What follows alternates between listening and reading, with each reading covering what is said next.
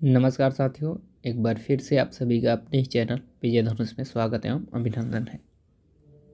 चलिए, इसके जस्ट पहले हम लोगों ने देखा था इक्वेशन ऑफ कॉर्ड, यानी किसी भी कॉर्ड का इक्वेशन क्या होता है उसके बारे में हम लोगों ने चर्चा कर ली थी। तो हमारा इक्वेशन क्या आया था, L/R equal to E cos theta plus sec θ1 minus θ2 by 2 into cos theta minus θ1 plus θ2 by 2।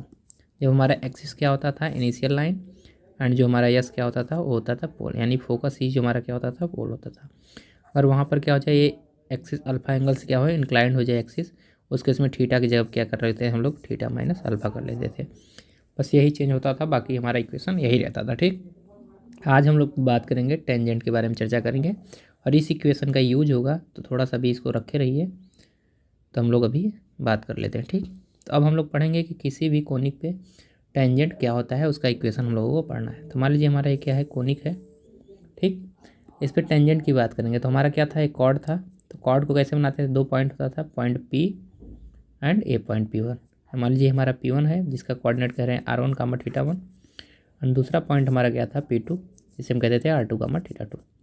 अगर इसी कॉर्ड को हम लोग क्या करें, जो हमारा कॉर्ड है इसको आगे बढ़ा लीजिए तो इस तरीके से दिखेगा, ये लाइन बढ़ेगा तो दो पॉइंट हमारे इंटरसेक्ट करें, इन दो पॉइंट को ज्वाइन करने से वाला मिल रहा है, इसी कॉर्ड कह रहे हैं। ठीक, अब क्या करना है, हमें टेंजेंट निकालना है। तो हम क्या करें, जो पॉइंट P2 है या जो पॉइंट P1 है, इसको क्या करें हम लोग, इसे रिप्लेस करते हैं। पहले इसको कर रहे हैं, फिर यहाँ ले आए इस पॉइंट को, इसी पॉइंट को यहाँ ले आए, फिर यहाँ, फिर यहाँ, यहाँ, यहाँ, यहाँ करते करते इसको धीरे धीरे कहाँ की ओर ले जा रहे हैं, इस पॉइंट को, P1 पॉइंट को P2 की ओर ले जा रहे हैं। तो जैसे पॉइंट P1 को खिसकाते खिसकाते खिसकाते खिसकाते खिसकाते हम कहाँ ले आएंगे, P2 पॉइंट पे। तो ये दोनों पॉइंट जब एक दूसरे पर ओवरलैप कर जाएंगी तो हमारा कुछ लाइन इस तरीके से दिखने लगेगा। मान लीजिए हमारा कॉनिक था, ये हमारा पॉइंट P1 था, और यहाँ पर ये पॉइंट था हमारा पहले, ये वाली पॉइंट हमारा कहाँ थी, यहाँ पे। इसी को हमने मूव कराते कराते कहाँ पर ले आया, ऐसे मूव कराते कराते यहाँ पर ले आया। तो जो हमारी लाइन थी, जैसे इसको इधर ले जाएंगे तो ये लाइन मूव करेगी। ठीक है, तो ये लाइन मूव करते करते कहाँ आ जाएगी, ये लाइन कुछ इस तरीके से आपको दिखने लगेगी। ठीक, क्योंकि जैसे इसको खिसकाएंगे लाइन को धक्का देना पड़ेगा इधर से, तो धक्का देंगे तो यह लाइन यहाँ बनेगी, तो यानी कुछ इस तरीके से आपका लाइन दिखेगा। फिर जब और धक्का देंगे, यहाँ पॉइंट पहुँचेगा तो ये पॉइंट हमारा कुछ लाइन इस तरीके से दिखने लगेगा। फिर इसी लाइन को और धक्का देंगे, तो यहाँ पर अगर मान लीजिए वो पॉइंट आ गया तो हमारा कुछ लाइन इस तरीके से दिखने लगेगा। फिर ऐसे करते करते जैसे ही इस पॉइंट पे ही आ जाएगा हमारा लाइन, तो कुछ लाइन हमारा इस तरीके से टेंजेंट के रूप में दिखने लगेगा।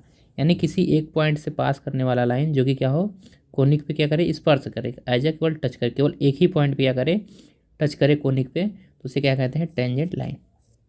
Tangent line. तो इस केस में जब यहाँ आ जाएगा तो ये R1 का जो θ1 है वो कहाँ चेंज कन्वर्ट हो गया, हमारा जो θ1 था वो किस में बदल जाएगा, θ2 में। ठीक, तो θ1 की जगह हम लोग क्या पुट कर सकते हैं, θ2 पुट कर सकते हैं। तो हमारा इक्वेशन क्या था, L/R equal to E cos theta plus sec θ1 minus θ2 by 2 into यहाँ पर क्या था, cos theta minus θ1 plus θ2 by 2। ये इक्वेशन था हमारा कॉर्ड का। तो हमें क्या रखना है, θ1 की जगह पे या θ2 की जगह पे, जैसे मान लीजिए θ1 को P पे ले आ रहे हैं, यहाँ पर कन्वर्ट कर रहे हैं हम लोग, यहाँ ले आ रहे हैं, तो इसकी जगह हम लोग क्या कर लेंगे, बताइए, इसकी जगह हम लोग क्या रखेंगे, θ1 की जगह पे θ2 रखेंगे। तो जैसे ही θ2 रखेंगे तो यहाँ θ2, तो θ2 माइनस θ2 हो जाएगा 0, यानी 0/2 हो जाएगा कितना, 0, यानी सेक 0 की वैल्यू कितनी होती है, 1। तो यानी ये वैल्यू हो जाएगी 1, यानी ये टोटल वैल्यू कन्वर्ट हो जाएगी 1 में।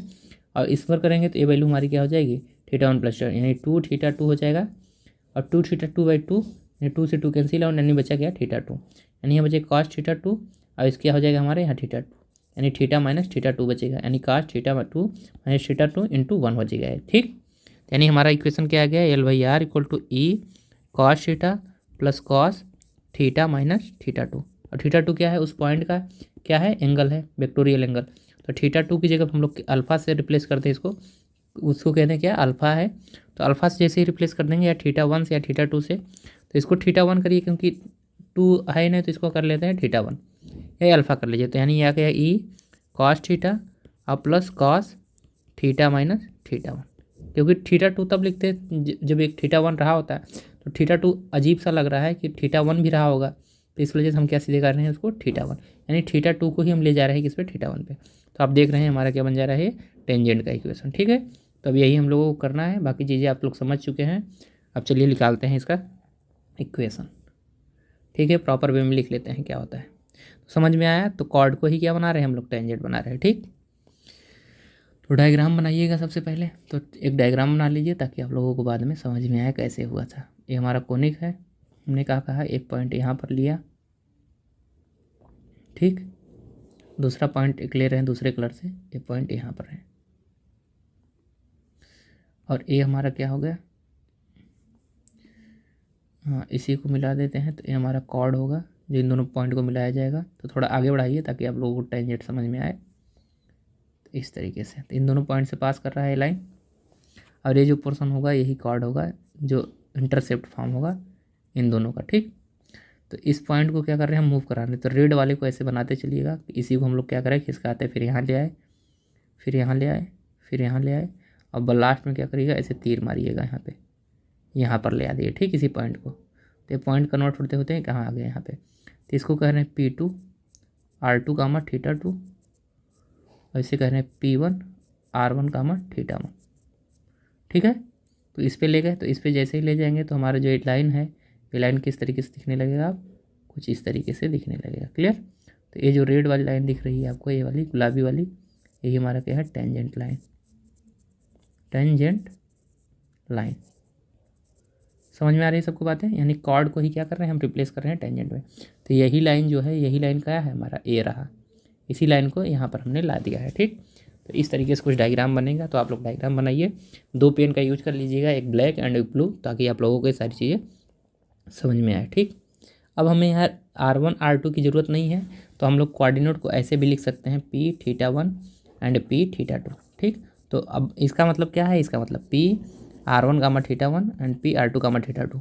ठीक, तो इसको सिंपली ऐसे ही डिनोट करते हैं, या लिख भी सकते हैं तो डायरेक्ट पूरा भी लिख सकते हैं, बाकी ऐसे भी आप यूज कर सकते हैं इसका। ठीक, कि P θ1, अगर P θ1 लिखा है इसका मतलब जो भी पॉइंट ले रहे हैं उसका जो वेक्टोरियल एंगल है, कहाँ से, पोल से कितना है, θ1। यानी इनिशियल लाइन से वो पॉइंट कितना एंगल बना रहा है, उसका वेक्टोरियल पॉइंट P का वेक्टोरियल एंगल कितना एंगल बना रहा है, θ एंगल। ठीक है, तो वह सारी चीज़ें हम लोग लिखेंगे यहाँ पे। चलिए लिखते हैं। तो यहाँ से लिखिए सबसे पहले केस 1, पहले लिखिए equation of tangent line on the conic. किसी भी कोनिक पे टेंजेंट लाइन का इक्वेशन क्या होगा। तो यहाँ पर केस बनेगा, क्योंकि हम कोनिक 2 तरीके से देखें, जब एक्सिस क्या हो, थीटा एंगल से इंक्लाइंड हो, और जब थीटा एंगल से इंक्लाइंड ना हो, यानी कि क्या हो जाए, हमारा एक्सिस ही क्या हो जाए, इनिशियल लाइन। तो उस केस में बात करेंगे। डायग्राम बन गया सबका। चलिए तो लिखते हैं कि let equation of conic be क्या है हमारा, L/R = 1 + E cos θ। तो ये इक्वेशन देख के क्या पता चल रहा है, इसका एक्सिस क्या होगा, इनिशियल लाइन, और पोल जो होगा वो क्या होगा, फोकस होगा। क्लियर। तो यहाँ से लिखेंगे लेट, मान लेंगे यहाँ पर जैसे हमने अभी लिखा था P R1 कामा θ लिखे हैं, तो अब इसकी जगह न लिख के अब सीधे क्या लिखेंगे हम लोग, P θ1, क्योंकि R1 की कोई ज़रूरत है नहीं, क्योंकि हम लोग थीटा को ही क्या कर रहे हैं, चेंज कर रहे हैं। अगर सही से देखना चाहें डायग्राम तो ऐसे देख सकते हैं। कुछ कोनिक हमारा इस तरीके से बनेगा, यहाँ पर हमारा क्या होगा, पॉइंट होगा, यस, जिसके करस्पॉन्डिंग यहाँ पर एक पॉइंट होगा, और इसके करस्पॉन्डिंग इधर भी ले सकते हैं, यहाँ भी ले सकते हैं। मान लीजिए हम इधर ले रहे हैं दूसरा पॉइंट P, तो ये हमारा क्या होगा, R1 होगा, ये हमारा R2 होगा। तो ये जो R1 R2 है रिप्लेस होकर कहाँ पहुँच जाएगा, यहाँ पे। लेकिन आप लोग जब इक्वेशन देखे थे, जो भी हमने देखा था कॉर्ड का इक्वेशन, तो उसमें क्या रहा था, L/R यहाँ पर E cos θ, और क्या रहा था, प्लस सेक यहाँ पर θ1 - θ2/2 इंटू cos θ - θ1 + θ2/2, यही आ रहा था। तो इसमें देखिए क्या पोजीशन वेक्टर का यूज कहीं हुआ है, R1 R2 नहीं हुआ है।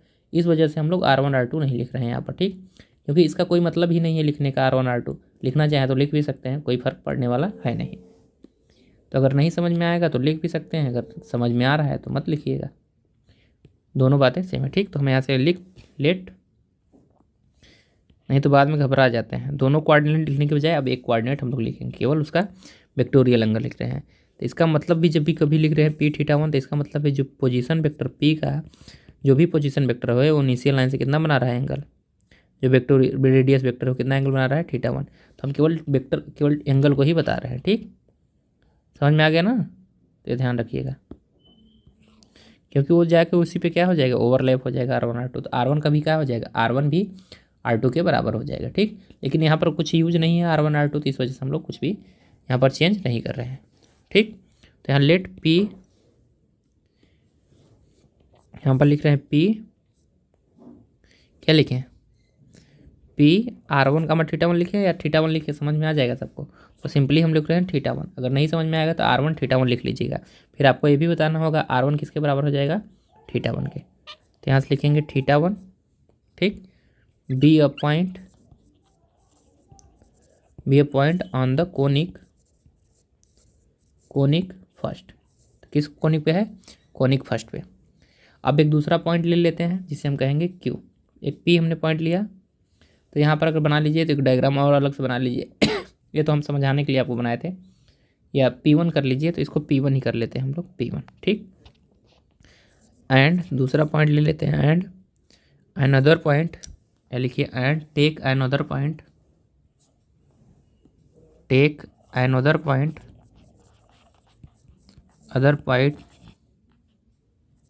पॉइंट P2, जिसका क्या है, वेक्टोरियल एंगल थीटा 2। हमने क्या लिया, theta 2 on the conic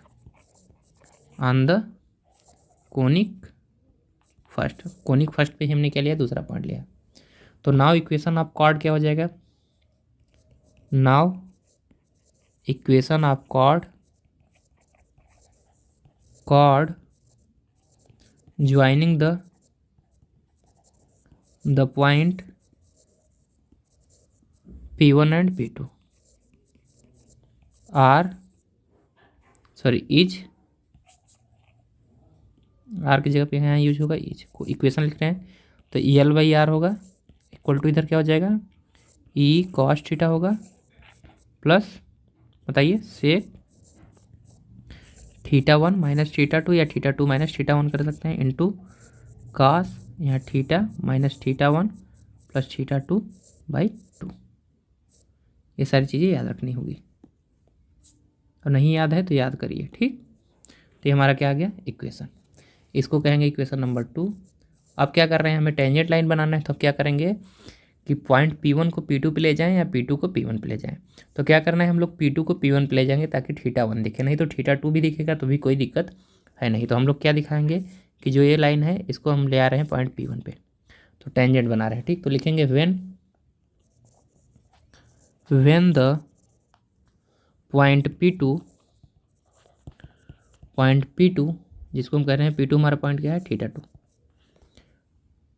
P2 tends to, किस तरह से ले जा रहे हैं, टेंस टू, कहाँ पर टेंस करेगा, P1 की ओर, P1 दैट इज P1 यानी कि theta 1, P theta 1 that is, कहने का मतलब है कि थीटा 2 को हम किधर ले जा रहे हैं, थीटा 1 की।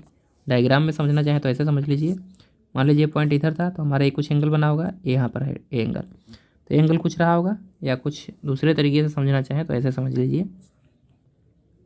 सारी चीज़ें डायग्राम से क्लियर होनी चाहिए, उसके बाद थ्योरी हम लोग लिखेंगे।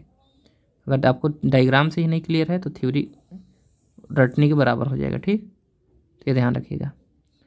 तो अब यहाँ ध्यान रखिए, मान लीजिए हमारा ये पॉइंट है P, हमारा है P1, और यहीं कहीं हमारा है P2। ठीक, ये थीटा 1 या थीटा 2, तो ये हमारा मान लीजिए ये इनिशियल लाइन है। ठीक, तो ये 2 पॉइंट्स हैं यहाँ पर कोनिक पे, तो इस पॉइंट को हम इधर क्या ले जा रहे हैं, मूव करा के इधर की ओर ले जा रहे हैं। ठीक, और इसको ले जाएंगे P1 पे, तो ए एंगल कितना एंगल होगा, थीटा 1 एंगल होगा, और एंगल हमारा कितना, सॉरी ए वाला एंगल होगा थीटा 1, ए एंगल होगा हमारा थीटा 2। क्लियर। तो इसको जैसे जैसे बढ़ाएंगे, तो जैसे आप देखिए अब इस लाइन से दिखा रहे हैं, रेड लाइन से, मान लीजिए फिर यहाँ आ गया ये लाइन ऐसे आता चला जाएगा, और जैसे ये लाइन इस पर ओवरलैप करेगी तो थीटा 2 हमारा कहाँ पहुँच गया, ये जो थीटा 2 था कहाँ की ओर टेंस कर रहा है, धीरे धीरे थीटा 2 से कहाँ की ओर पहुँच रहा है, ये थीटा 1, यानी जो थीटा 2 था वो किस में बदल गया, थीटा 1 में। तो वही थीटा 2 किस पे की ओर ले जा रहे हैं, थीटा 1 की ओर ले जा रहे हैं। ठीक, जस्ट इसके ओवरलैप करा देंगे ले जाकर। ठीक, इसके जस्ट बगल में, तो जो हमें बनेगा उसी को हम क्या कहेंगे, टेंजेंट कहेंगे। ठीक, तो ध्यान रखिएगा, एग्जैक्ट इक्वल नहीं होगा, जस्ट उसके बगल में होगा, यानी कि कह दे कि theta 2 is near about theta 1, just उसके बगल में है, ठीक। यानी यहाँ पॉइंट है तो इसके जस्ट सटे हुए, तो उसको खेलेंगे खींचेंगे तो हमारा क्या बनेगा, एक टेंजेंट बनेगा। तो ये बातें समझनी है तो इसको भी बना लीजिएगा अगर आपको डायग्राम बनाना है बाद में। तो बाकी जितनी क्लियरिटी से बताया जा रहा है, अगर इसने भी नहीं समझ में आ रहा है तो भगवान ही मालिक हैं आप सभी का, ठीक है। तो θ2 कहाँ ले जा रहे हैं, चिन्ह हम ले जा रहे हैं θ1 की ओर, ठीक। देन जो हमारा कॉर्ड होगा किस में कन्वर्ट हो जाएगा, देन कॉर्ड P1 P2, जो हमारा कॉर्ड P1 P2 है किस में बदलेगा, tends to the tangent, tends to the tangent at point P2 ले जा रहे हैं तो कहाँ पर होगा, P1 पे, एड पॉइंट P1 θ1, क्लियर। तो उस P1 पे क्या हो जाएगा, टेंजेंट के की ओर टेंस करेगा कौन, कॉर्ड किस में बदल रहा है, यानी जैसे जैसे हम θ2 को कहाँ ले जा रहे हैं, θ1 की ओर ले जा रहे हैं, तो जो हमारा कॉर्ड है वो किस में बदल जा रहा है, वो बदल रहा है टेंजेंट में, ठीक, क्लियर। और किस पॉइंट पे, एड पॉइंट P1 पे, ये ध्यान रखिएगा, ठीक। तो P1 पे किस में बदल जा रहा है, वो टेंजेंट में, ठीक, ये ध्यान रखिए। समझ में आ रहा है, इतनी बातें समझ गए सभी लोग। चलिए आगे लिखिए, हेंस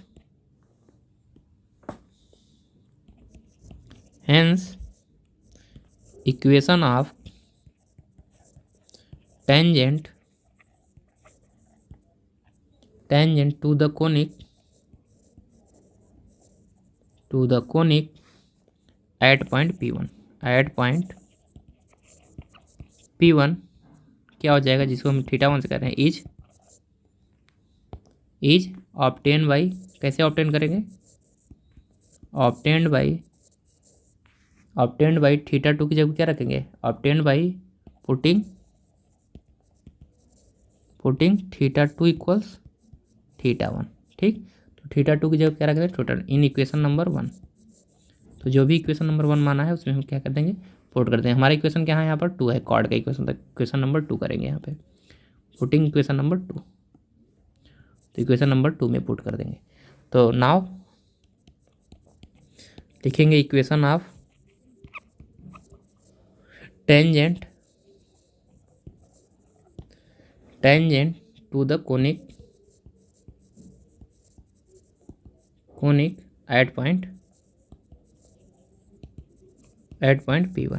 तो एट पॉइंट P1 पे क्या हो जाएगा, कोनिक का इक्वेशन बताइए, यहाँ से L/R equals E cos θ plus sec θ1 minus θ2 था, तो उसकी जगह क्या पुट करना है, θ1 और बाई 2 इंटू कॉस, यहाँ θ रहेगा ही माइनस θ1 और प्लस θ1 हो जाएगा बाई 2, क्लियर। तो इसको जैसे ही कन्वर्ट करेंगे तो क्या आ जाएगा हमारा, L/R equal to E cos θ और प्लस यहाँ पर हो जाएगा, देखिए 0 हो जाएगा, सेक 0 की वैल्यू क्या हो जाएगी 1, तो 1, और यहाँ से आ जाएगा कॉस, यहाँ θ एक क्या हो जाएगा 2 θ1 हो जाएगा बाई 2, तो यानी यहाँ बचेगा θ माइनस θ1, क्लियर। तो यही हमारा क्या हो जाएगा, यहाँ से सिंप्लीफाई कर लेंगे इसको, तो यहाँ से आपका आ गया L/R equal to E cos θ plus cos θ minus θ1। तो उस पॉइंट का कोनिक का एक क्या है, टेंजेंट उस पॉइंट पे है जिसका वेक्टोरियल एंगल कितना है, θ1 है। तो इक्वेशन नंबर स्टार किसका है, टेंजेंट किस पॉइंट पे, तो यहाँ से लिख लीजिएगा, equation number star is tangent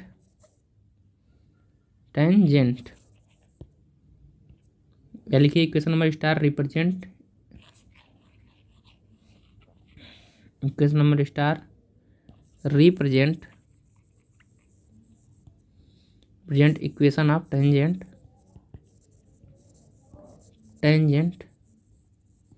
at point P1 जिसका वेक्टोरियल एंगल कितना है, θ1। तो इस तरीके से आप लोग लिख सकते हैं। तो इतनी बात लिखिए, तो उसके बाद हम लोग आगे चलते हैं। शॉर्ट फॉर्म में लिख लीजिए कि कॉर्ड को ही हम लोग क्या करते हैं, टेंजेंट में कन्वर्ट करते हैं। तो इस तरीके से कॉर्ड हमारा कहाँ कन्वर्ट होगा, टेंजेंट में। कॉर्ड ही हमारा क्या है, टेंजेंट है, ठीक, ये ध्यान रखिएगा। तो याद रखने के लिए साइड में नोट करके लिख लीजिए इसको। अब बात करते हैं केस नंबर 2 की। ये केस नंबर 1 हो गया, इक्वेशन का टेंजेंट हो गया।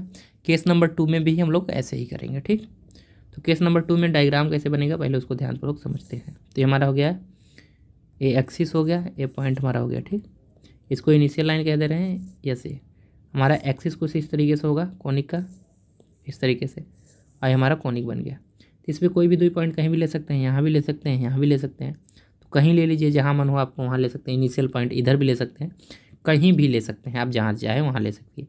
मान लीजिए हम यहाँ 2 पॉइंट ले रहे हैं, एक P1 है जिसे हम θ1 से डिनोट कर रहे हैं, एक P2 ले रहे हैं जिसे θ2 से डिनोट कर रहे हैं। ठीक, तो इन दोनों की बात करें तो ए लाइन बनेगा हमारा, इन दोनों को ज्वाइन करने वाला एक कॉर्ड बनेगा। ठीक, तो ये ब्लैक वाली लाइन ही क्या है, हमारी कॉर्ड लाइन है। इस तरीके से पास करा लीजिए। अगर इतने भी नहीं समझ में आ रहे तो ये वाली लाइन ले लीजिए। ठीक, तो हमारी क्या है, कॉर्ड का इक्वेशन है। अब इस पॉइंट को हम मूव कराते हुए यहाँ पे ले आ रहे हैं, तो ये हमारा एंगल क्या है, इनिशियल लाइन से, ये हमारा क्या था, इनिशियल लाइन, ये हमारा क्या था, एक्सिस था। तो एक्सिस कोई इफेक्ट डालेगा नहीं, तो यहाँ से हमारा ये रहा क्या, θ2, ये हमारा क्या है, θ1। तो इसको भी क्या कर रहे हैं हम लोग, θ2 को धीरे धीरे आगे की ओर ले जा रहे हैं। यानी ये वाली लाइन जो हमारी है, कौन सी लाइन, ये वाली लाइन थी ना। तो ये वाली जो लाइन है हमारी, ये वाली लाइन, ये वाली, इसको हम क्या कर रहे हैं, पहले यहाँ ले आए, इस पॉइंट पे ले आए, फिर यहाँ पॉइंट पे ले आए, फिर यहाँ पे ले आए, खिसकाते खिसकाते कहाँ ले आ रहे हैं, एकदम P1 के जस्ट बगल में ले आ रहे हैं, उसी पे सटा दे रहे हैं। ठीक, तो ये जैसे जैसे हमारा थीटा जाएगा तो थीटा की देखिए बढ़ता जा रहा है, बढ़ते बढ़ते कहाँ जाएगा, θ2 कहाँ की ओर टेंड कर रहा है, θ1 की ओर। ठीक, तो इस केस में भी यही होगा। तो यही करेंगे तो यहाँ पर हमारा टेंजेंट लाइन किस तरीके से कुछ दिखेगा, इस तरीके से दिखेगा। तो बना लेते हैं पहले उसको। तो हमारा अगर बात करें कलर की बात करें तो और सारे कलर हो सकते हैं ना। चलिए कलर हो गया। तो इसकी बात करें तो हम यहाँ से टेंजेंट खींचेंगे कुछ इस तरीके से, ये वाली हमारी टेंजेंट लाइन बनेगी। ठीक है, यहाँ तक समझ में आ गया सभी को। तो केस नंबर 2 की बात कर लेते हैं। तो केस नंबर 1 समाप्त होता है एंड केस नंबर 2 पे चलते हैं। तो केस नंबर 2 पे चलेंगे तो यहाँ लिखेंगे केस नंबर 2। एग्जाम में जो केस पूछा जाएगा उसी केस को केवल डिस्कस करना है। तब वहाँ केस नंबर 2 लिख के मत लिखिएगा, वहाँ कोई केस नहीं लिखना है आपको। यहाँ हम बता रहे हैं आपको केस 1 केस 2, वहाँ डायरेक्ट आपको टेंजेंट की अगर पूछ लेंगे, टेंजेंट केवल पूछेंगे तो टेंजेंट लिख पूछेंगे तो केस 1 केस 2 दोनों दिखाना पड़ेगा। ठीक, तो दोनों बातें डिस्कस करेंगे। केवल एक डिस्कस करेंगे तो हाफ मार्क्स मिलेंगे, यानी जितने मार्क्स का रहेगा उसका हाफ ही मिलेगा। अगर 5 मार्क्स का है तो 2.5 मार्क्स मिलेगा। ठीक, अगर वही कोनिक का इक्वेशन दे देते हैं फिर पूछते हैं कि यही टेंजेंट बताइए इसका, तब क्या करेंगे तो आप बताएंगे। ठीक है, तब एक ही बताना है। लेकिन नहीं पूछते हैं, वो केवल कहते हैं कि कोनिक का टेंजेंट का इक्वेशन बताना है, तो दोनों बातें डिस्कस करेंगे वहाँ पर। ठीक, समझ में आ गया सभी को। इसके आगे चर्चा करें। चलिए, तो अब लिखेंगे यहाँ से let equation of conic be क्या होगा, L/R = 1 + E cos θ - अल्फा। तो इस केस में बताइए अगर ऐसा होगा तो अगर डायग्राम बनाना चाहे तो थोड़ा सा बना लीजिएगा। इसको हम कह रहे हैं यस हमारा क्या है, पोल है, पोल, और ये हमारा क्या है, ए। तो ये हमारा इनिशियल लाइन हो जाएगा। तो इसे कहना चाहें तो बता दीजिए इनिशियल लाइन। बाकी ये सारी चीज़ों की ज़रूरत है नहीं बार बार बनाने का। ये हमारा कुछ कोनिक इस तरीके से दिखेगा और ये हमारा हो गया कोनिक। ठीक, इस पे 2 पॉइंट ले लेते हैं। मान लीजिए ये वाला पॉइंट लिया है और दूसरा ये वाला पॉइंट ले लिया है। तो इसका कुछ होगा यहाँ पर वेक्टोरियल एंगल इस तरीके से। तो इसको हम कह रहे हैं P2 जिसे θ2 से दिखा रहे हैं केवल, और इसे कह रहे हैं P1 जिसे θ1 से दिखा रहे हैं। ठीक, और नीचे कर लीजिए ताकि आप लोगों को दिखे डायग्राम सही से। ठीक, अब दिखेगा सही से। अब इसको थोड़ा सा और इधर कर लीजिए रिप्लेस करके ताकि समझ में आए। ठीक, ये हो गया। ये हमारा एंगल कहाँ है, इनिशियल लाइन से बना होगा। तो ये एंगल हमारा कितना है, θ1 θ2 है, और ये वाला एंगल हमारा कितना होगा, θ1 होगा। तो θ2 को हम क्या कर रहे हैं, उधर ले जा रहे हैं। यानी ये ब्लैक वाली जो पॉइंट है इसको तीर दिखा के ऐसे दिखाइएगा, तीर बना के ऐसे यहाँ पे ले आ रहे हैं। ठीक, तो पहले यहाँ आया होगा, फिर यहाँ फिसलते फिसलते यहाँ पर आ रहा है। ठीक, तो जो हमारी टेंजेंट लाइन होगी वो क्या होगी, कॉर्ड अगर बनाए यहाँ पर तो कॉर्ड को किससे दिखाते हैं, इससे, इस वाले से दिखाने के बजाय कलर चेंज कर लेते हैं थोड़ा सा, या इसको करेंगे तो इसकी जगह पे कुछ और ले सकते हैं क्या, और क्या बदल सकता है, ग्रीन में क्या क्या आ सकता है हमारा, एकदम ग्रीन आ जाएगा क्या, चलिए ये वाला ग्रीन यूज करते हैं।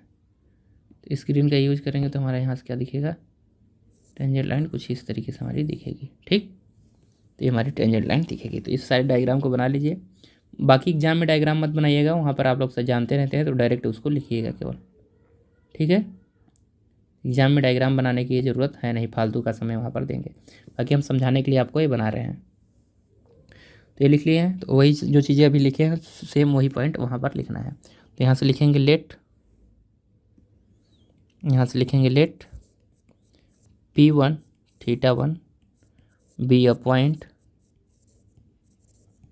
on the conic first and take another point। और यहाँ पर अल्फ़ा क्या होगा हमारा, अल्फ़ा ये वाली लाइन होगी क्योंकि ये हमारा क्या है, एक्सिस है कोनिक का। ठीक, तो ये ध्यान रखिए, इसको आगे बढ़ा लीजिएगा कि ये हमारा एक्सिस है। पोल नहीं बनानी है तो ऐसे भी बढ़ा सकते हैं, बढ़ाने की इसकी ज़रूरत है ही नहीं, तो इसको हटा दीजिए। ठीक, तो ये वाली जो लाइन थी हमारी क्या थी, एक्सिस थी। ठीक है, टेक अनदर पॉइंट P2 जिसको हम θ2 डिनोट कर रहे हैं, T2 on the conic first. ठीक, तो कोनिक फर्स्ट पे भी ले रहे हैं, तो अगर कोनिक फर्स्ट पे 2 पॉइंट लिए हैं तो नाउ बताइए यहाँ से इक्वेशन ऑफ कॉर्ड क्या हो जाएगा, इक्वेशन ऑफ कॉर्ड यहाँ से ध्यानपूर्वक बताइए। तो नाउ इक्वेशन ऑफ कॉर्ड पहले लिखेंगे, इक्वेशन ऑफ कॉर्ड क्या होगा वहाँ पर, फिर उसके आगे हम लोग चर्चा करेंगे। Now equation of chord joining the point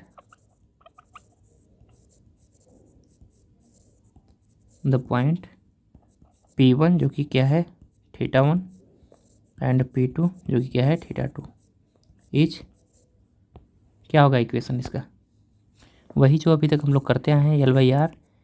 यहाँ पर E cos थीटा केवल होगा, नहीं, theta minus alpha plus sec, यहाँ पर क्या होगा theta minus θ2/2 into cos, A into है माइनस मत समझ लीजिए, into cos theta minus θ1 plus θ2/2। ये सारी चीज़ें याद होनी चाहिए आपको डिट्टो।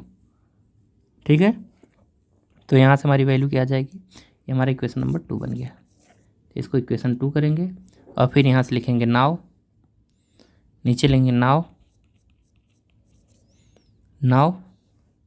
या नाउ लिखने के बाद ये लिखिए व्हेन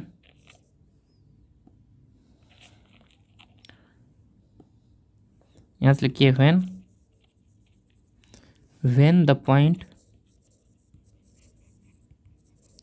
P1 θ1 टेंस टू कहाँ पर टेंस करें, point tends two point P2 जिसका वेक्टोरियल एंगल कितना था θ2। तो हम P1 को ना टेंस करा के किसको टेंस कराएंगे, P2 को, ताकि हम बाद में वहाँ θ1 यूज कर सके। तो किसी को यूज करा सकते हैं, तो हमें θ1 वहाँ पर ले आना है, तो इस वजह से हम लोग P2 को टेंस कराएंगे। तो P2 को टेंस कराएंगे P1 की ओर, किसी को टेंस करा सकते हैं ताकि इक्वेशन हमारा θ1 में दिखे, तो इस वजह से हम लोग इसको θ1 की ओर टेंस कराएं, टेंस टू θ1। क्लियर है, दैट इज कहने का मतलब क्या है यहाँ पर कि हम लोग θ1 θ2 को कहाँ ले जा रहे हैं, θ1 पे। क्लियर, देन यहाँ से लिख सकते हैं कि देन कॉर्ड जो हमारा क्या है P1 P2 tends to the tangent line, tends to tangent line at point, tends to tangent line at point P1 on the conic. Clear, तो नाउ यहाँ से लिख सकते हैं हेंस, यहाँ से equation of tangent at point P1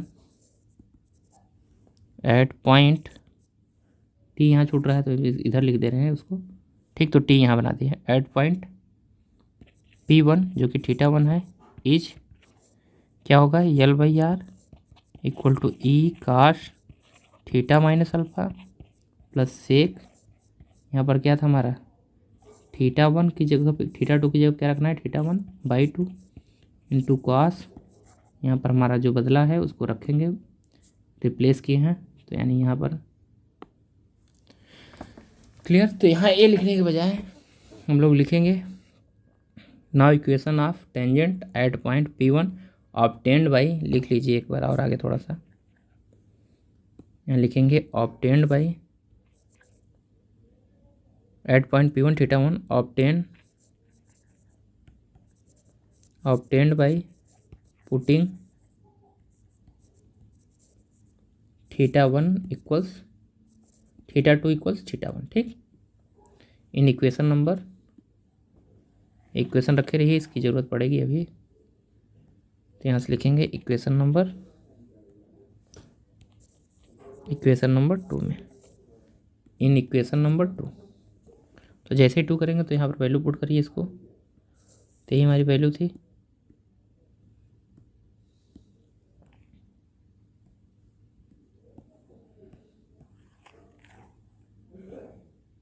ठीक। चलिए तो कॉस इसको हटा दीजिए थोड़ा सा, यहाँ से रखना है कॉस थीटा माइनस θ1 प्लस θ1/2। तो इसको सॉल्व करेंगे तो क्या आ जाएगा, ई कॉस यहाँ रहेगा ही थीटा माइनस अल्फ़ा प्लस इसको जब सॉल्व करेंगे तो क्या हो जाएगा सेक 0 डिग्री, क्योंकि θ1 माइनस θ1 0 हो जाएगा, इंटू यहाँ पर कॉस बचेगा थीटा माइनस 2θ1/2। इसको सॉल्व करेंगे तो आ जाएगा ई कॉस थीटा माइनस अल्फ़ा और प्लस इसको कर चेंज करेंगे तो ये हो जाएगा 1, यानी 1 ये हो जाएगा यहाँ पर जो कॉस थीटा माइनस θ1, तो ये हमारा बचा L/R। तो ये किसके इक्वेशन का है, इक्वेशन नंबर स्टार, इसको फिर से लिख लीजिए कि equation number star represent equation of tangent, equation of tangent line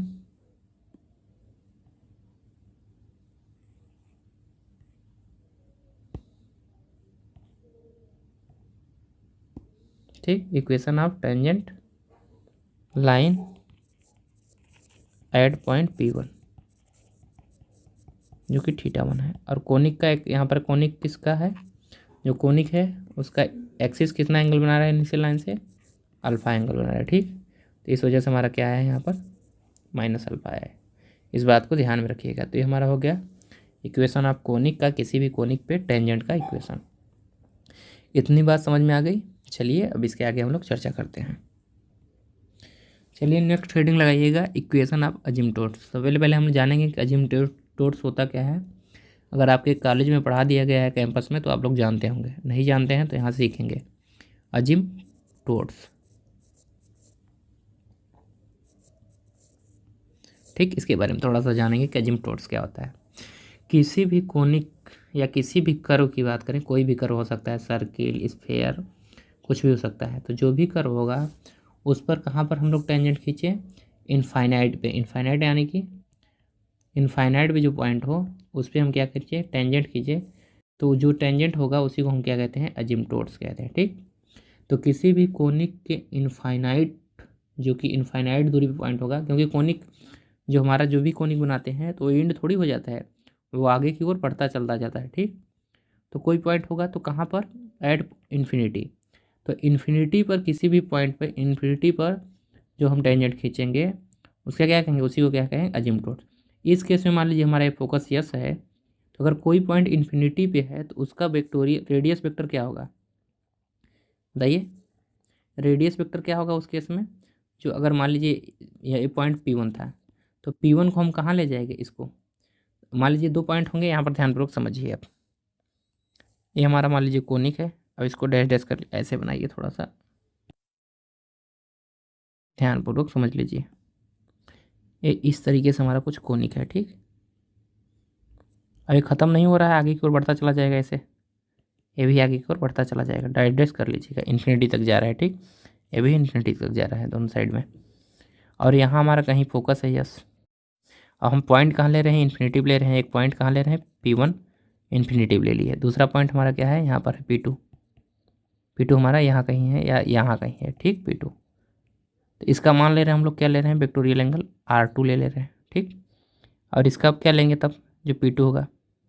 तो इस केस में जो यहाँ पर बनेगा, इसका ऐसे लेते चले जाएंगे। अगर ये कहाँ है, इन्फिनिटिव है, तो इस केस में इन्फिनिटी पे अगर है तो ये रेडियस वेक्टर क्या आएगा, इन्फिनिटी कहीं दूर है, बहुत दूर होगा, तो जो R1 आएगा वो भी क्या आ जाएगा, टेंस करेगा, वो भी इन्फिनिटी की ओर टेंस करेगा।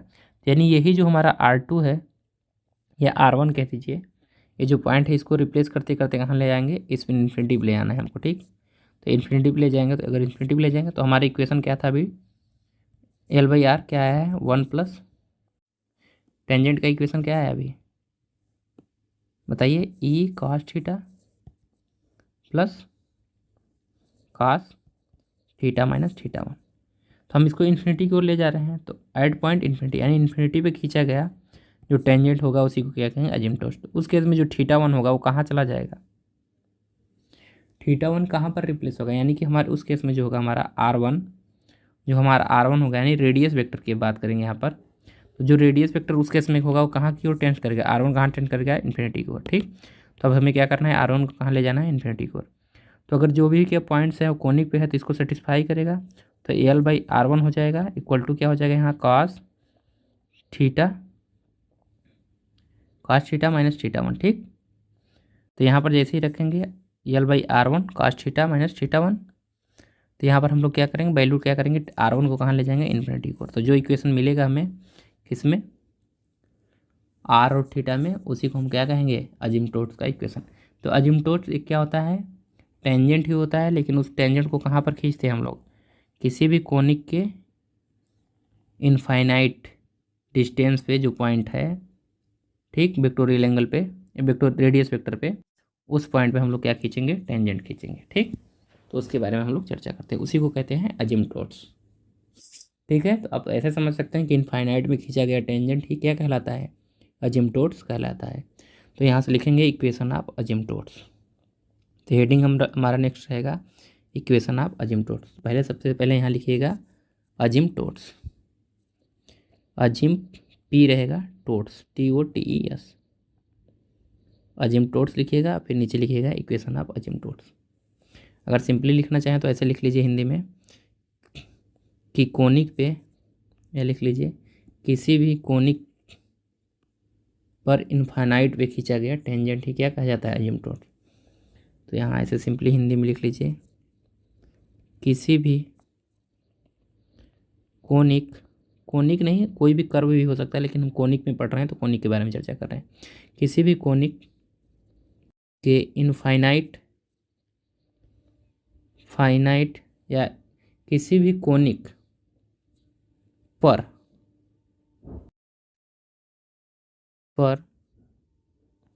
फोकस से इनफाइनाइट डिस्टेंस पे, इनफाइनाइट दूरी पर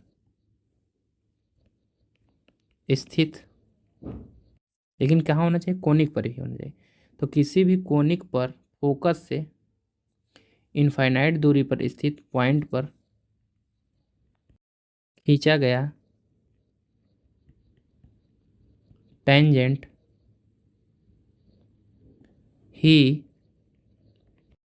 क्या कहा जाता है, टेंजेंट ही अजिम्पटोट्स कहा जाता है, अजिम्पटोट्स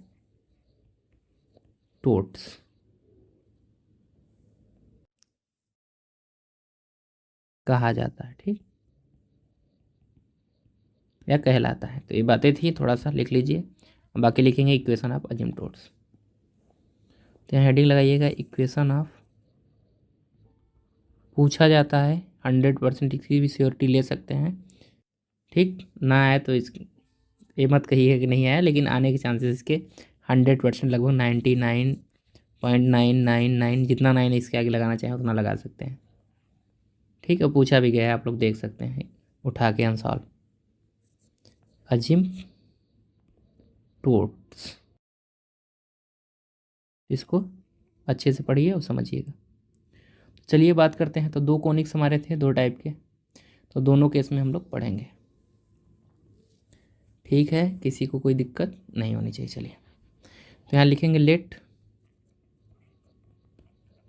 equation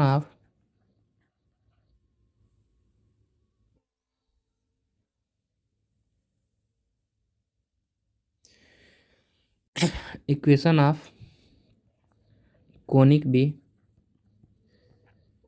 L by R equal to 1 plus E cos theta, equation number 1। ठीक, तो अब हमें क्या लेना है, एक पॉइंट लेना होगा कोनिक पे, जिस पे हमें क्या खींचना है, टेंजेंट। तो लेट मान लेते हैं एक पॉइंट, लेट P, जो कि किसका कोऑर्डिनेट क्या है, R1 gamma theta 1, R1 gamma theta 1 be a point on the conic. ठीक, फर्स्ट, तो कोनिक फर्स्ट में हमने एक पॉइंट ले लिया और इसी पॉइंट में हमें क्या खींचना है, टेंजेंट। तो नाउ इक्वेशन ऑफ टेंजेंट क्या हो जाएगा, तो now equation of tangent at point P। तो एट पॉइंट P पे टेंजेंट का इक्वेशन बताइए क्या होगा, बताइए। L by R equals E cos theta plus cos theta minus theta 1, यही होगा इक्वेशन। अब इसको हम लोग ब्रेक करके दूसरे फॉर्म में कन्वर्ट करेंगे इसको, तो इसको क्या लिख सकते हैं, और ये जो यहाँ से बदल के एक इक्वेशन ले आ रहे हैं उस इक्वेशन को भी याद रखिएगा आप लोग। L by R equal to इसे लिख सकते हैं ई कॉस थीटा, इसको ओपन करिए कॉस ए माइनस बी के फार्मूले से, तो ये होगा cos theta into cos theta 1, और माइनस है तो प्लस में कन्वर्ट हो जाएगा, sine theta into sine theta 1। Clear है बातें। चलिए, तो ई कॉस थीटा यहाँ पर भी है और यहाँ पर भी कॉस थीटा है।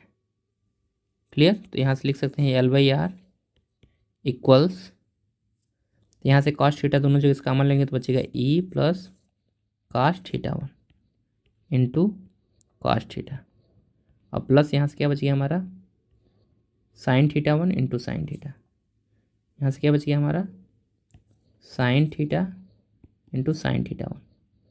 क्लियर, यहाँ से हमने ये लिख दिया और यहाँ से इन दोनों में से क्या किया, कॉमन ले लिया हमने, कॉस थीटा कॉमन ले लिया। तो टेंजेंट का एक इक्वेशन अब और आपको दिखना कि मिल रहा है, तो ये वाला फॉर्म भी याद रखिएगा डायरेक्ट, नहीं तो आपको एक बार ब्रेक करके फिर इसे ओपन करना होगा। यानी L by R equal to क्या होगा, E plus cos theta 1 into cos theta, और यहाँ पर हो जाएगा साइन थीटा। ठीक, तो इसको साइन थीटा 1 को पहले लिखिए और थीटा को बाद में लिखिए, साइन थीटा 1। तो इसको पहले लिख लीजिए, इसको बाद में लिखिए। ठीक, इस तरीके से, तो इसको इधर कर लीजिए। अब इसको क्या करना है आपको, भाई दोनों उठ गया यार, चलो यहाँ आ गया है, 1 को भी उठा के ले आए यहाँ से, तो डिलीट हो जा भाई। ठीक, इस तरीके से समझ में आ गया। तो साइन थीटा 1 इंटू थीटा, इसको ब्रैकेट में करना चाहें तो ब्रैकेट में कर सकते हैं इसे। ठीक है, तो ये दोनों फार्मूले याद होने चाहिए। यानी कॉस थीटा के साथ कौन मल्टीप्लाई है, ई इंटू कास थीटा 1, और साइन थीटा के साथ कौन मल्टीप्लाई है, साइन थीटा 1। ठीक, तो ये ध्यान रखिएगा आप लोग, ये इक्वेशन और ये फॉर्म, क्योंकि इसका यूज हम आगे करेंगे, अब ये यूज होता रहेगा इसके बाद। तो अब क्या करें, हमें कहाँ खींचना है टेंजेंट, इन्फिनिटी पे, यानी जो पॉइंट हमारा क्या है पी, उसको कहाँ ले जाना पड़ेगा, इन्फिनिटी पे ले जाना पड़ेगा। यानी कि जो हमारा R1 है उसको कहाँ ले जाना पड़ेगा, इन्फिनिटी पे। क्लियर, अगर पॉइंट हमारा इन्फिनिटी की ओर जा रहा है तो डिस्टेंस भी बढ़ता चला जाएगा ना, तो इन्फिनिटी से फोकस का डिस्टेंस कितना होगा, इन्फिनिटी की ओर ही जाएगा, तो डिस्टेंस कितना हो जाएगा, इन्फिनिटी की ओर जाएगा। ठीक, तो ये ध्यान रखिएगा। तो यहाँ से लिखेंगे सिंस पॉइंट, जो हमारा पॉइंट P है वो कहाँ लाई करेगा, इन्फिनिटी पे, तो since point P lies on the conic first, तो पॉइंट P हमारा कोनिक पे लाई कर रहा है तो उसको लिखेंगे, तो देयर फॉर इसीलिए जो क्या हो जाएगा, L by R1 equal to, यहाँ क्या लिखेंगे, 1 प्लस ई कास थीटा 1, तो यहाँ से क्या आ जाएगा, 1 plus E cos theta 1। Clear, इतनी बातें समझ में आ गई। तो जो हमारा पॉइंट कहाँ है, कोनिक पे लाई कर रहा है, भले ही इन्फिनिटी पे लाई कर रहा है लेकिन कहाँ है, कोनिक पे ही है ना, तो ये हो जाएगा इक्वेशन नंबर, इसको कर दीजिए 3rd। तो इसको करेंगे इक्वेशन नंबर 3rd, और हमें क्या ले जाना है, इन्फिनिटी पे, तो लिखेंगे इफ़ हमारा R1 कहाँ जाना चाहिए, R1 टेंस टू कहाँ पर, इन्फिनिटी की ओर। ठीक, तो R1 अगर इन्फिनिटी की ओर जाएगा तो हमारा पॉइंट कहाँ चला गया, इन्फिनिटी की ओर। ठीक, तो R1 टेंस टू इन्फिनिटी की ओर। अगर R1 इन्फिनिटी की ओर जा रहा है देन यहाँ से कह सकते हैं कि जो 1/R1 होगा वो कहाँ की ओर जाएगा, 0 की ओर। क्लियर, जैसे मान लीजिए 1/1 करेंगे तो वैल्यू 1 आएगी, 1/2 करेंगे तो ये 0.5 आएगी, 1/3 करेंगे तो ये 0.33 आएगी। ठीक, अब डाट डाट में महाली की इंड नहीं होगा। फिर 1/4 करेंगे तो ये क्या आएगा, 0.25 आएगा शायद। ठीक, तो 1/5 करेंगे तो ये 0.20 आएगा। तो आप जैसे जैसे आगे की ओर बढ़ते जा रहे हैं, नीचे की वैल्यू देखिए क्या हो रहा है, 1 2 3 4 5, यानी जैसे जैसे वैल्यू बढ़ते जा रहे हैं इसका रेसिप्रोकल क्या हो रहा है, घटता जा रहा है ना, डिक्रीज होता जा रहा है। तो जैसे जैसे आप वैल्यू बढ़ाते रहें तो ये कहाँ की ओर टेंड करेगा, धीरे धीरे 1 हमारा कहाँ की ओर चला जाएगा, 0 की ओर चला जाएगा। तो 1 हमारा कहाँ जाएगा, 1/R1 कहाँ जाएगा, 0 की ओर टेंड करेगा। तो इसी तरीके से जैसे जैसे आप इन्फिनिटी की ओर टेंड करते जाएंगे तो 1 जैसे ही हमारा कहाँ जाएगा, ये वाली वैल्यू नीचे वाली इन्फिनिटी की ओर टेंड करेगी, तो हम लोग कहाँ पहुँच जाएंगे, ये वैल्यू 0 की ओर पहुँच जाएगी, यानी 1/R1 कहाँ चला गया, 0 की ओर चला गया। तो यहाँ से बताइए आप लोग क्या लिख सकते हैं अब। तो अगर 0 की ओर चला गया तो इक्वेशन नंबर 3 देखिए और ध्यानपूर्वक बताइए वहाँ से क्या लिख सकते हैं। तो नाउ इक्वेशन 3, तो नाउ इक्वेशन 3 वैल्यू क्या आ जाएगी, ये वैल्यू इधर हो जाएगी L into 0 equal to 1 plus E cos theta 1, यही होगी। ये वैल्यू क्या आ गया भाई, चलिए तो 0 हो गया। तो यहाँ से हमारा क्या है, 1 प्लस, यहाँ से 1 plus E cos theta 1 equal to 0। ठीक है, चलिए तो यहाँ से कास थीटा 1 की वैल्यू क्या आ जाएगी, तो कास थीटा 1 की वैल्यू निकालना चाहें तो इधर से ये वैल्यू इधर ले आएंगे तो हो जाएगा माइनस में 1 और बटे में क्या आ जाएगा, ई आ जाएगा। क्लियर, तो -1/e। समझ में आया ना कैसे, अगर नहीं समझ में आया तो चलिए एक बार और लिख देते हैं। लेकिन ये छोटी छोटी चीज़ें आपको डायरेक्ट समझ में आ जानी चाहिए। देखिए यहाँ से लिखे हमने क्या, ई कास थीटा 1 लिखा और यहाँ से आ गया -1। ठीक, और फिर हमने क्या किया, यहाँ से कास थीटा 1 की वैल्यू क्या निकाल लिया, -1/e। क्लियर हो गई बात है सबको। चलिए तो आप लोग जानते हैं तो साइन थीटा क्या आ जाएगा कि हमें किसकी वैल्यू चाहिए।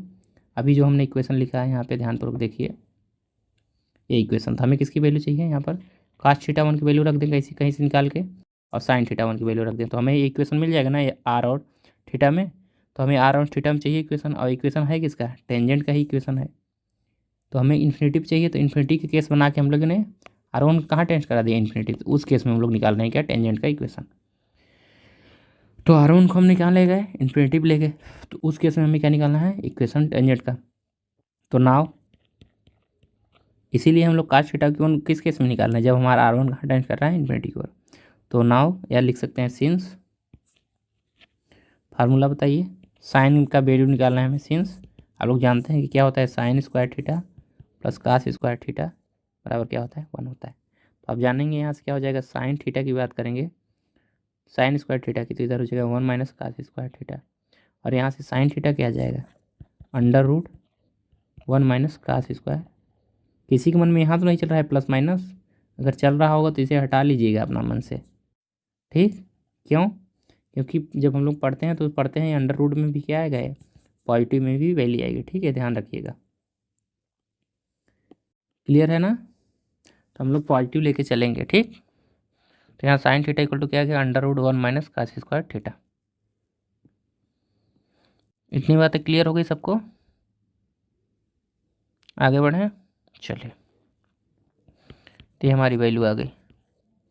तो साइन थीटा इक्वल टू हमारा यहाँ से क्या आ जाएगा, √1 माइनस कास स्क्वायर थीटा की वैल्यू क्या हमने पुट किया है, -1/e का स्क्वायर हो जाएगा। तो यहाँ से वैल्यू क्या आ जाएगी, यहाँ से 1 - 1/e स्क्वायर, क्योंकि माइनस माइनस हो जाएगा प्लस, स्क्वायर है तो, और माइनस बाहर का माइनस बना रहेगा। यहाँ से क्या हो जाएगा, e square -1/e square bracket के अंदर, इसको बाहर ले लेंगे तो क्या हो जाएगा, √ में e स्क्वायर -1 और बटे टोटल बाहर e, यानी साइन थीटा की वैल्यू ये आ गई, साइन थीटा 1 की। थीटा 1 है तो थीटा 1 कर लीजिए यहाँ पे, क्योंकि हमें किसकी वैल्यू पता थी अभी, कास थीटा 1 की, तो कास थीटा 1 फार्मूला लगा लीजिए। ठीक है, तो यहाँ से हमारी ये वैल्यू आ गई साइन थीटा, और ये भी वैल्यू याद होनी चाहिए। क्या आया है, कॉस थीटा की वैल्यू -1/e, जबकि साइन थीटा की वैल्यू आ रही है √e² -1/e। तो वैल्यू, इन दोनों की वैल्यू याद होनी चाहिए, कभी भी कहीं भी पूछ लिया जाए। तो नाउ इक्वेशन ऑफ अजिम्प्टोट्स की बात करें तो नाउ इक्वेशन ऑफ अजिम्प्टोट्स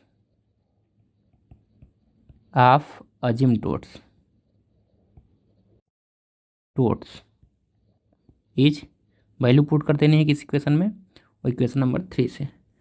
तो इक्वेशन नंबर 3 हमारा बना था कि इक्वेशन नंबर 2 था, कौन सा इक्वेशन था, जो भी हो इक्वेशन नंबर 2 सी में वैल्यू पुट करनी है। तो क्या होगा, L/R, ई था और क्या था, माइनस था, प्लस क्या था, E + cos θ1, ठीक। तो E + cos θ1 की वैल्यू क्या आई है हमारी, -1/e आई है। तो वैल्यू पुट करिए और यहाँ पर cos θ रहेगा ही, एंड प्लस यहाँ पर sin θ1 की वैल्यू क्या आई है, √e² -1/e इंटू यहाँ पर sin θ, ठीक। इसको सॉल्व कर लेते हैं तो क्या आ जाएगा हमारा, इसको सॉल्व करेंगे तो E -1/e cos θ और प्लस ये हमारा √e² -1 टोटल बटे e इंटू sin θ। तो यहाँ से जो वैल्यू आएगी L/R, तो इसको मल्टीप्लाई करेंगे तो E² -1, अब यहाँ पर भी हो जाएगा cos θ, एलसीएम हमारा ई ही बचेगा, तो यहाँ से भी एक बार कर लेते हैं ई, और यहाँ से हमारा क्या आ जाएगा, E² -1 इंटू sin θ टोटल बटे ई, ठीक। तो यहाँ से जो वैल्यू आएगी तो हमारी आ गई L/R equals E² -1 into cos θ और प्लस √, समझ में आ रहा है सबको, E² -1 इंटू sin θ और टोटल के बटे में क्या आ जाएगा ई। तो ई को इधर मल्टीप्लाई करें तो L/R E² -1 into cos θ plus √e² -1 sin θ। तो अगर इसको ए क्या है हमारा, यही हमारा क्या है, अजिम्प्टोट्स का इक्वेशन है, क्लियर। तो ये जो इक्वेशन नंबर स्टार है ये है हमारा asymptotes, this is the equation of asymptotes, this is the equation of अजिम्प्टोट्स,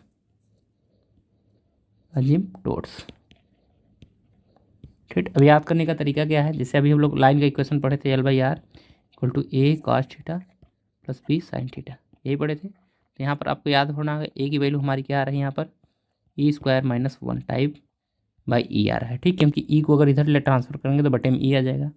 and जो बी की वैल्यू आ रही है वो क्या आ रही है हमारी, √e² -1/e आ रही है, ठीक।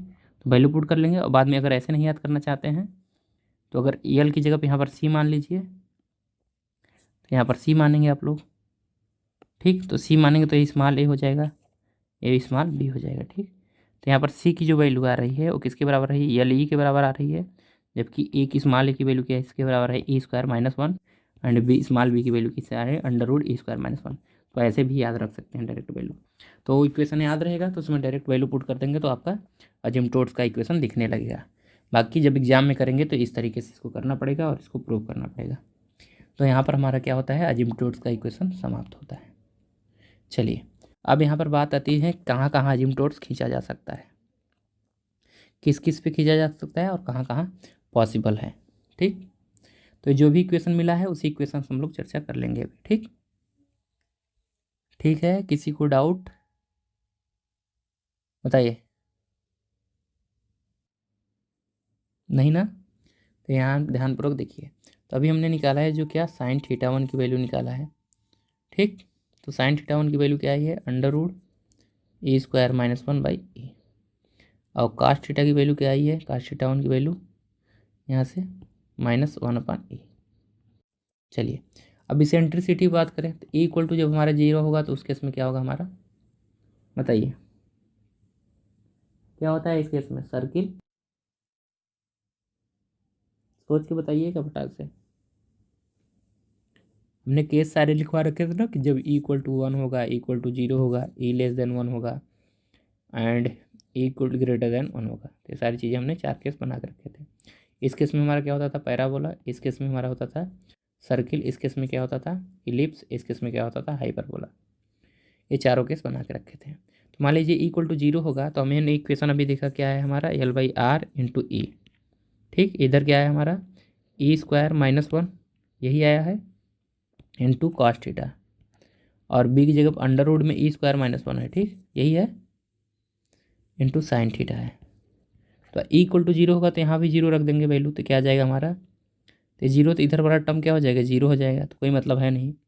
तो अगर इस केस में अगर जीरो रखेंगे हम लोग तो इस केस में हमारा अजिम्प्टोट्स का इक्वेशन मिल सकता है कि नहीं। तो इस केस में अगर इधर जीरो रखेंगे तो इधर हो जाएगी वैल्यू जीरो, इधर वैल्यू क्या होगी, क्योंकि ई की वैल्यू जीरो तो ये हो गया जीरो, तो इधर वैल्यू जीरो होगी। इधर क्या मिलेगा हमें, इधर आर को इधर मल्टीप्लाई कर लीजिए तो इधर वैल्यू जीरो, तो आर को इधर मल्टीप्लाई करेंगे तो ये हो जाएगी वैल्यू जीरो, यहाँ बचेगा -1 यानी कॉस थीटा बचेगा, और प्लस यहाँ पर रखेंगे जीरो तो रूट में क्या आ जाएगा माइनस, तो यहाँ रूट में जैसे ही माइनस रखेंगे तो क्या हो जाएगा बताइए। तो रूट में -1 होने का क्या मतलब है, इमेजिनरी। क्लियर, तो ये क्या होगा केस में, इस केस में इमेजिनरी हो गया, यानी जब हमारे इक्वल टू जीरो हो गया तो कोई पूछे सर्किल के लिए अजिम्प्टोट्स पॉसिबल है, तो कभी भी सर्किल के लिए अजिम्प्टोट्स पॉसिबल नहीं है। ये ऑब्जेक्टिव क्वेश्चन पूछते हैं, या कभी भी आप MSc जब करके रिसर्च कर लेंगे और किसी भी कॉलेज में पढ़ाने जाएंगे या हायरिंग जब होती है टीचरों की, तो उस समय इंटरव्यू में पूछा जाता है। ठीक, तो जो PhD करके प्रोफेसर बनना चाहते हैं लास्ट में, तो ज़्यादातर रिसर्च स्कॉलर के रूप में जो जाते हैं पढ़ाने के लिए, या गेस्ट फैकल्टी के रूप में किसी भी कॉलेज या किसी भी यूनिवर्सिटी में जाते हैं, तो ये सारी चीज़ें पूछी जाती हैं। तो इस केस में क्या अजिम्प्टोट्स खींचा जा सकता नहीं है, क्योंकि रूट में -1 आ रहा है, तो माइनस रूट में आने का मतलब क्या है कि ये क्या हो जाएगा मीनिंगलेस। ठीक, क्योंकि इमेजिनरी पार्ट आ जा रहा है यहाँ पे, तो ऐसा कोई भी यहाँ इमेजिनेशन नहीं चल रहा है, तो इस केस में क्या है मीनिंगलेस। इक्वल टू 1 रखेंगे तो इस केस में क्या हो जाएगा, इक्वल टू 1 रखेंगे तो रूट में क्या आ जाएगा हमारा E² -1, यानी 1 -1, तो ये भी क्या हो जाएगा जीरो, तो इस केस में क्या हो जाएगा वैल्यू जीरो, तो यानी ये वैल्यू जीरो इंटू साइन, तो यानी यहाँ पर देखिए जो हमने अभी इक्वेशन लिखा है तो ये वैल्यू जीरो हो गई और ये भी वैल्यू जीरो हो गई, टोटल वैल्यू जीरो हो गई, तो यानी L/E/R इक्वल टू जीरो। तो यहाँ भी करेंगे तो L इक्वल टू क्या आ जा रहा है, जीरो आ जा रहा है, तो ये भी क्या है पॉसिबल नहीं है। क्लियर है, तो यहाँ पर भी पॉसिबल नहीं, यानी जीरो होने पर 1 होने पर। क्लियर, अब 1 से छोटा होगा तब भी क्या आ जाएगा नेगेटिव साइन, क्योंकि 1 से छोटी कोई भी वैल्यू क्वांटिटी लेंगे तो क्या आएगी -1 -2, यही 3 पॉसिबल थी। तो -1 से छोटा क्या आएगा, 0 से बड़ा, और 1 से छोटा क्या आएगा 1/2। तो अगर 1/2 अंदर रूट में करेंगे तो रूट में क्या आ जाएगा हमारा यहाँ पर 1/2 का स्क्वायर कर लीजिए -1, तो यहाँ आ जाएगा 1/√4 -0। ठीक, ये ध्यान रखिएगा। तो ये भी क्या, सॉरी -1 आ जाएगा, तो ये भी क्या है वैल्यू निगेटिव ही आ रही है, यानी कि यहाँ पर क्या आ जाएगा 4, यानी कि -3/4 आएगा। तो ये क्या है, ये भी क्या है एक इमेजिनरी पार्ट है।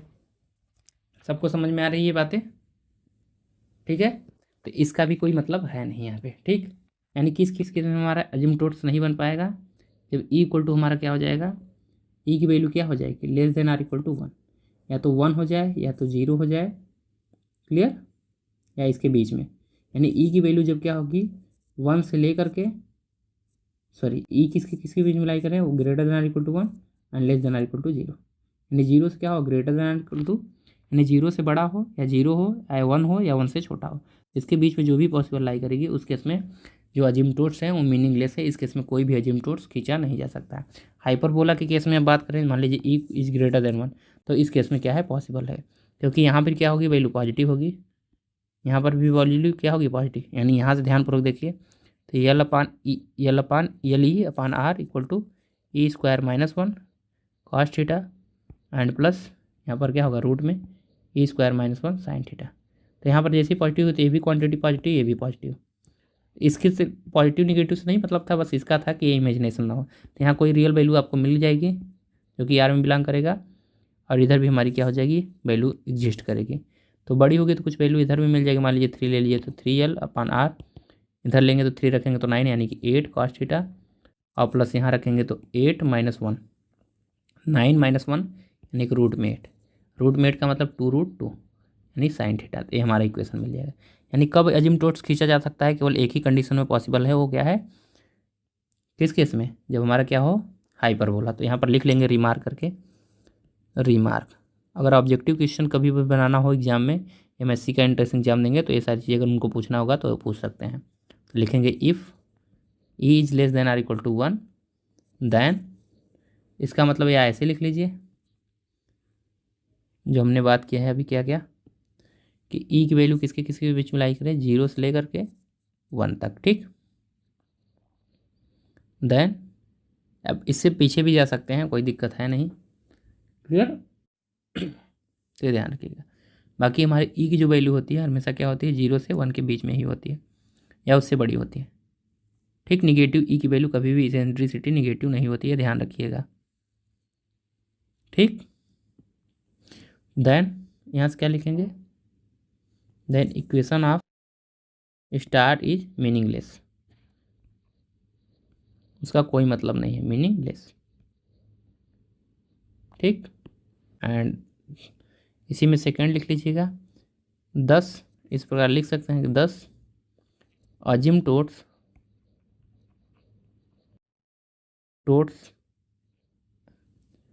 acquires the asymptote occurs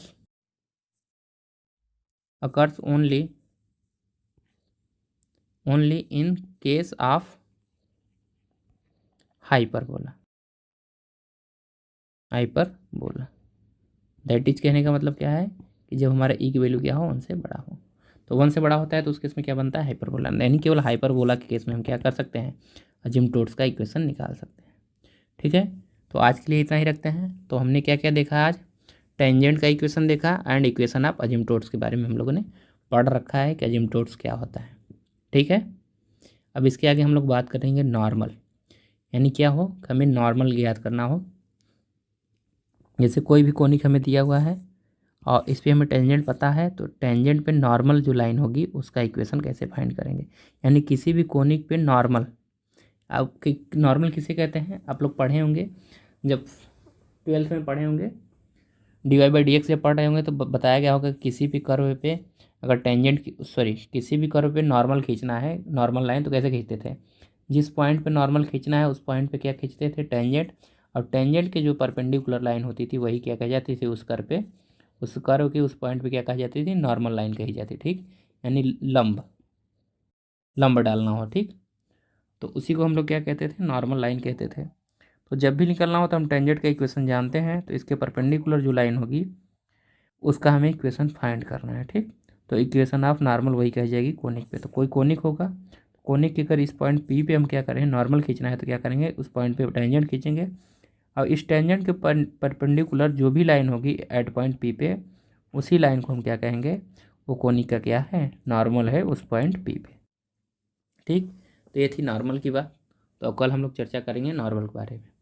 बाकी आप लोग कॉन्टैक्ट नंबर लिख लीजिए एंड अपना टेलीग्राम ग्रुप। ठीक, तो टेलीग्राम लिखेंगे, टेलीग्राम